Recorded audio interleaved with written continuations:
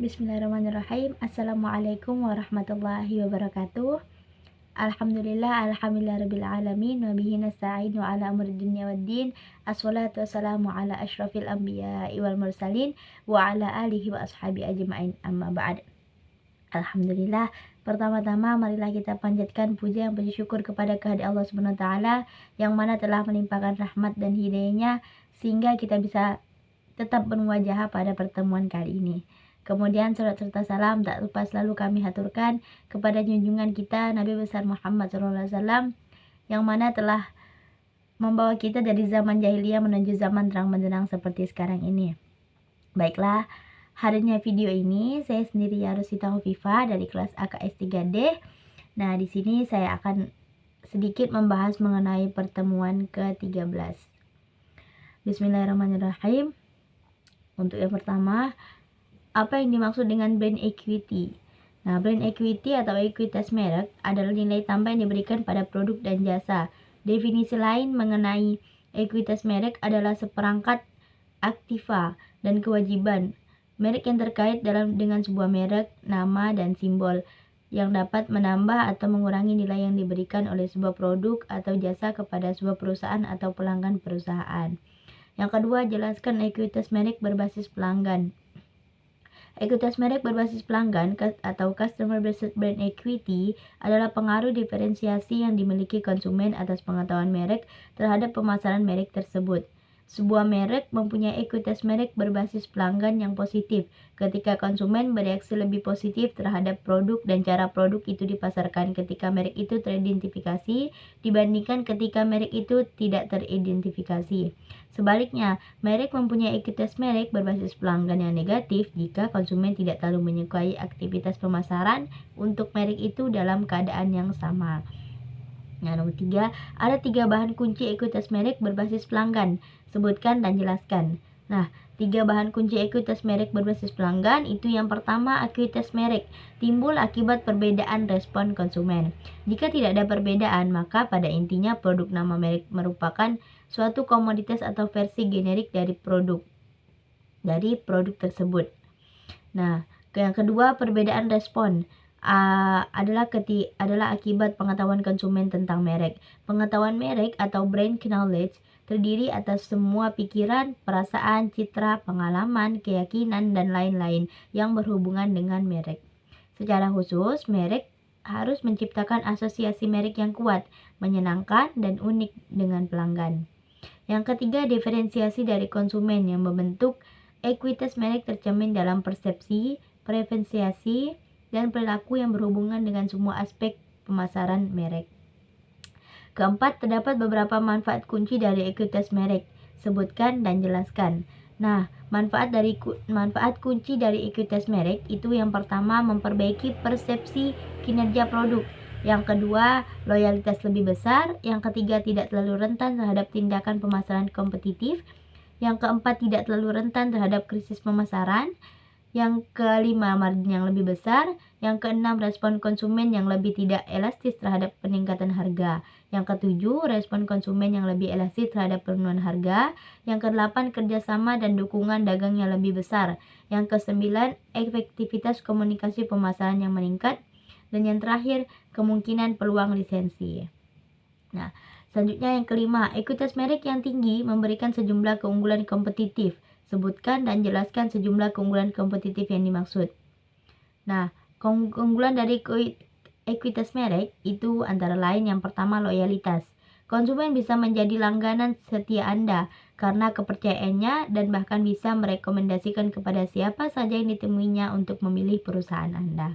Yang kedua, kemungkinan untuk menaikkan harga yang lebih dari standar bisa saja dilakukan perusahaan yang telah mempunyai nama brand equity. Kenaikan harga ini bisa berdampak sangat baik pada laba yang diperoleh.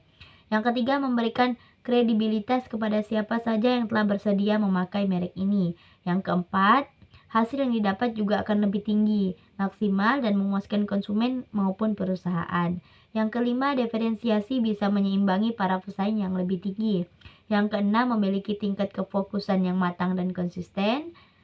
Nah, keenam adalah fungsi yang terakhir, yaitu memiliki tingkat kefokusan yang matang dan konsisten.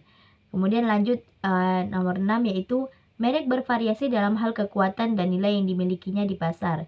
Berikut ini adalah tingkat respon konsumen terhadap suatu merek. Sebutkan dan jelaskan.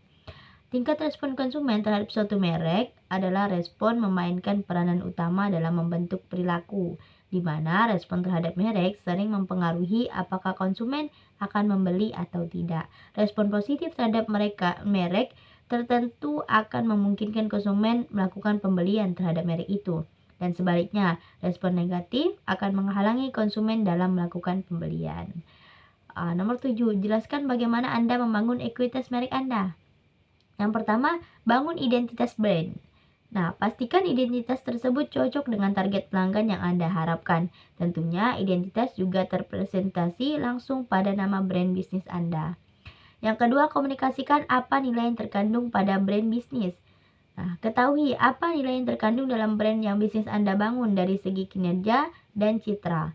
Kinerja menggambarkan ukuran seberapa baik produk Anda memenuhi kebutuhan pelanggan, sedangkan citra mengacu pada aspek sosial dan psikologis yang terkandung dalam suatu brand. Kemudian yang ketiga, ubah bagaimana pelanggan mempersepsikan brand. Pelanggan menanggapi brand bisnis Anda melalui justifikasi dan perasaan mereka sendiri, lebih bersifat subjektif. Penilaian pelanggan tersebut berkaitan erat dengan hal-hal seperti kualitas, kredibilitas, seberapa cocok produk Anda dengan kebutuhan pelanggan, dan apakah brand Anda lebih unggul daripada kompetitor Anda. Yang keempat, bangun ikatan mendalam terhadap pelanggan. Nah, langkah ini berarti pelanggan Anda telah membuka ikatan psikologis yang mendalam dengan brand bisnis Anda. Mereka tidak akan segan untuk melakukan pembelian secara kontinu, dan mereka akan merasakan keterikatan dengan brand atau produk Anda.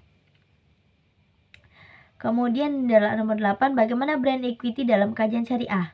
Nah, brand atau merek adalah suatu identitas terhadap produk atau jasa perusahaan. Brand mencerminkan value yang diberikan perusahaan terhadap konsumen. Sebenarnya pada masa Rasulullah SAW telah ada kajian mengenai brand equity, yaitu dicontohkan pada saat beliau sedang berdagang. Beliau selalu memperhatikan penampilan dengan cara tidak membohongi pelanggan baik yang menyangkut kualitas maupun kuantitas. Kemudian nomor 9, sebutkan dan jelaskan variabel-variabel dari brand equity. Nah, yang pertama brand awareness, yaitu kesadaran merek. Kesadaran merek merupakan suatu ukuran seberapa banyak pelanggan potensial mengetahui sebuah merek. Strategi yang lazim dalam pemasaran dan periklanan adalah mempertinggi tingkat kesadaran merek. Yang kedua, brand loyalty atau kesetiaan merek. Kesetiaan merek sejauh mana seorang pelanggan menunjukkan sikap positif terhadap suatu merek, mempunyai komitmen pada merek tertentu, dan berminat untuk terus membelinya di masa depan. Yang ketiga, brand association, yaitu asosiasi merek. Nah, asosiasi merek merupakan persepsi dan citra yang dikaitkan oleh orang dengan merek tertentu.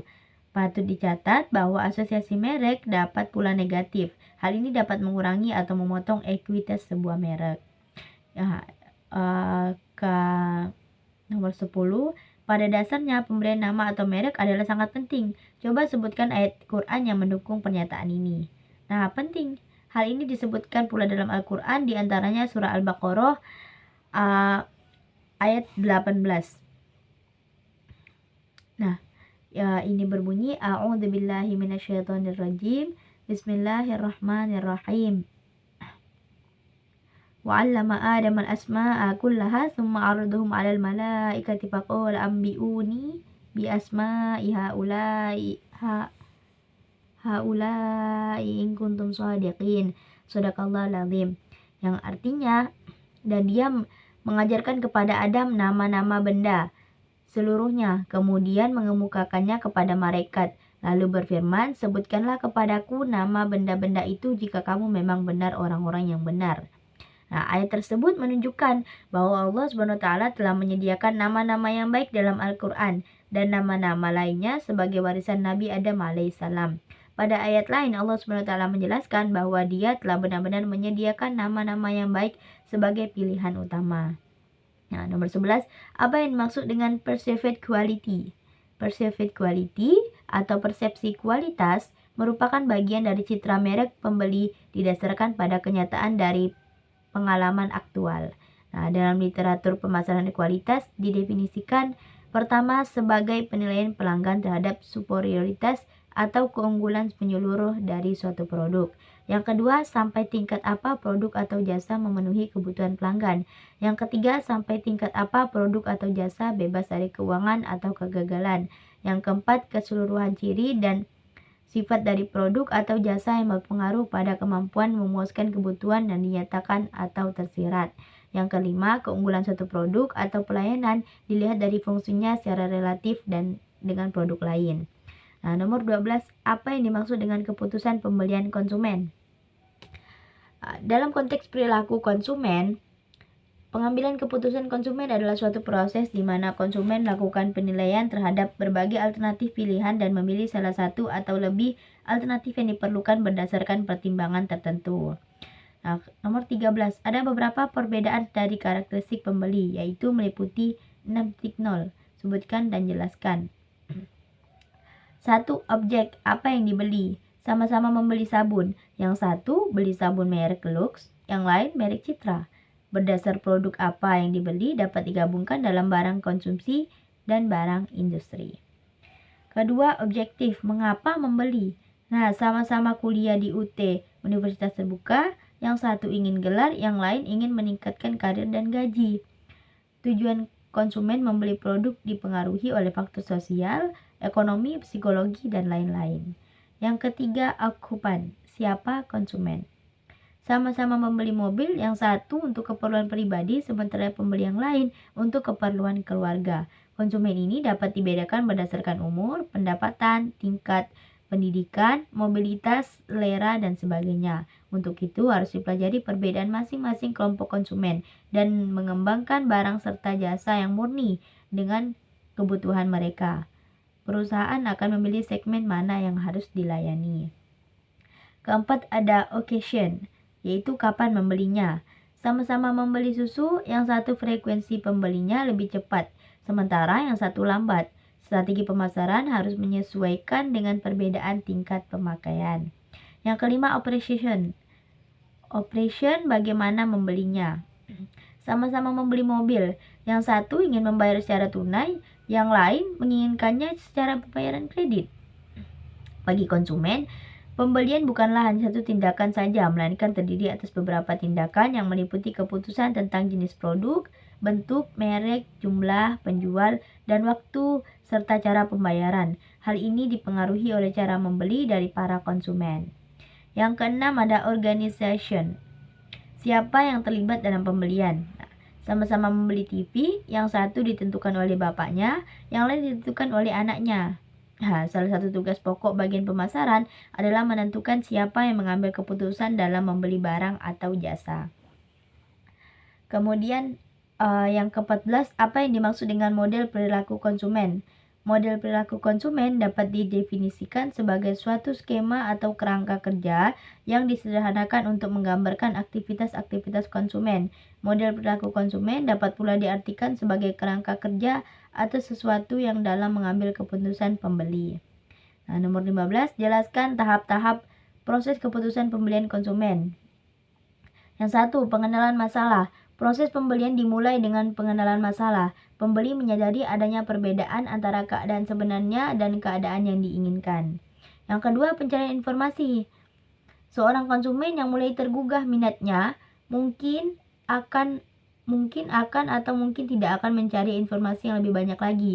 Andai kata konsumen berusaha menghimpun informasi lebih banyak, hal penting bagi pemasar adalah sumber-sumber informasi pokok yang akan diperhatikan konsumen dan pengaruh relatif setiap informasi terhadap rangkaian keputusan membeli. Yang ketiga, penilaian alternatif. Nah, setelah memiliki informasi yang cukup lengkap, biasanya konsumen mengevaluasi alternatif yang ada. Dalam mengevaluasi, konsumen dapat menggunakan kalkulasi yang ketat dan berpikir tentang barang yang akan dibeli. Tetapi, ada kalanya konsumen mengandalkan intuisi saja dan bersikap impulsif atau belanja tanpa merencanakan. Yang keempat, keputusan membeli. Tanpa tahap penilaian keputusan menyebabkan konsumen membentuk pilihan di antara beberapa merek yang tergabung dalam peringkat pilihan. Kemudian yang kelima, perilaku setelah pembelian.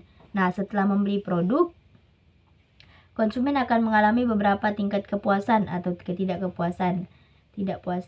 Konsumen juga akan terlibat dalam tindakan sesuai pembelian pada pemasar. Nah, ke-16, sebutkan dan jelaskan faktor-faktor yang mempengaruhi pembelian konsumen. Yang pertama itu faktor-faktor kebudayaan. Faktor-faktor kebudayaan berpengaruh luas dan mendalam terhadap perilaku konsumen. Berikut ini adalah beberapa peranan yang dimainkan oleh kebudayaan, subbudaya, dan kelas sosial pembeli. Kebudayaan adalah faktor penentu keinginan dan perilaku seseorang yang paling mendasar. Setiap budaya mempunyai kelompok-kelompok subbudaya lebih kecil yang merupakan identifikasi dan sosialisasi yang khas untuk perilaku anggotanya. Nah, faktor yang kedua, faktor sosial. Faktor ini meliputi keluarga, kelompok referensi, status, peranan sosial, dan gaya hidup. Nah, 3, faktor-faktor individu. Faktor ini meliputi yang pertama, motivasi. Motif yang ada pada seseorang akan mewujudkan tingkah laku yang diarahkan pada tujuan untuk mencapai sasaran kepuasan. Yang B, nilai adalah kemampuan satu produk untuk memberikan kepuasan. Yang C, persepsi atau pengamatan adalah suatu proses di mana manusia menyadari dan menginterpretasikan aspek lingkungannya. Yang D, belajar, menggambarkan perubahan dalam perilaku seorang individu yang bersumber pada pengalaman. Yang E, kepercayaan, adalah gagasan deskriptif yang dianut seorang tentang sesuatu. Kepercayaan ini mungkin berlandaskan pada pengetahuan, opini, atau kepercayaan. Yang F, sikap, menggambarkan penilaian kognitif yang baik maupun yang tidak baik, perasaan-perasaan emosional, dan kecenderungan berbuat yang bertahan selama waktu tertentu terhadap beberapa objek atau gagasan. Yang G, kepribadian, adalah organisasi dari faktor-faktor biologis, psikologis, dan sosiologi yang mendasari perilaku individu. Yang H, citra diri, menggambarkan hubungan antara citra diri konsumen dengan citra merek, citra perusahaan, dan sebagainya.